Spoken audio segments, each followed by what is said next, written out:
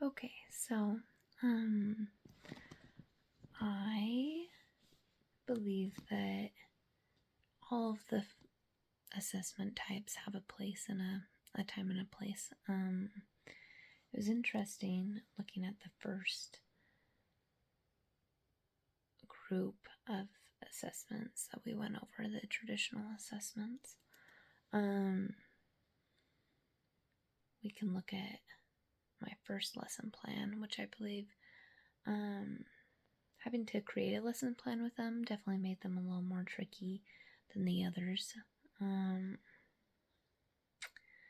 And with these ones, I think that the assessments that I developed for my formative assessment groups were effective. They're effective because they have a whole bunch of it's a variety of question types, and I tried to make sure that they all followed the rules and weren't confusing. So I think if a student was to take one of these tests or quizzes, that they would have a good idea of where it's at and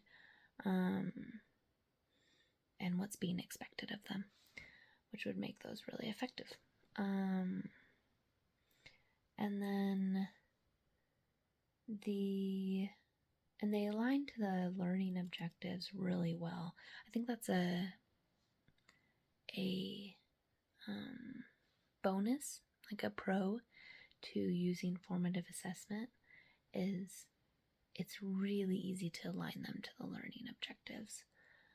Like in my first lesson plan, my learning objective was to examine the importance of market segmentation within fashion marketing and apply that knowledge with a 85% accuracy. And then my test directly follows that.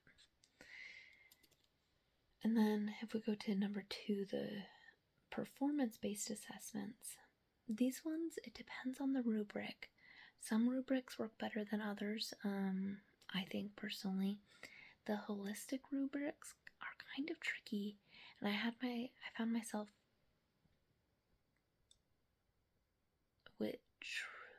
having difficulty trying to create a holistic and generic rubric that still fit to what I was trying to test on.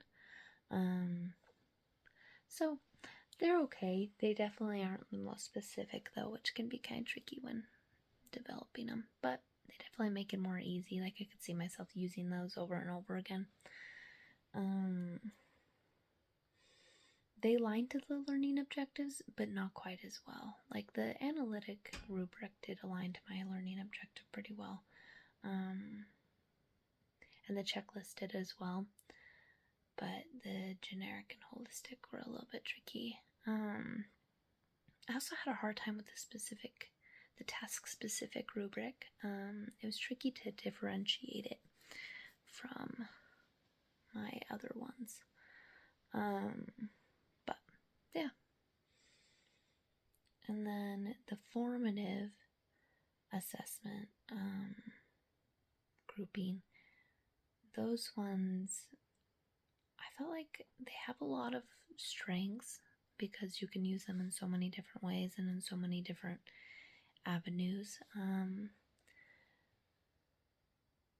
But one of their weaknesses is definitely that they aren't as cut and dry. I think it takes more effort as a teacher to use formative assessment.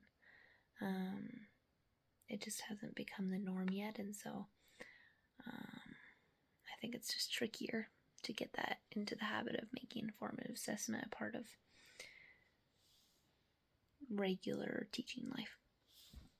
Yeah. I'm trying to get this under 5 minutes, but basically I think they all have pros and cons, and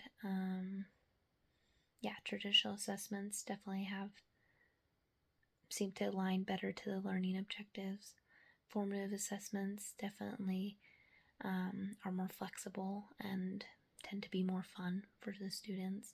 And performance-based assessments really work well for those performance or projects, which is kind of what they seem to be made for. So, yep, that is all on my reflection.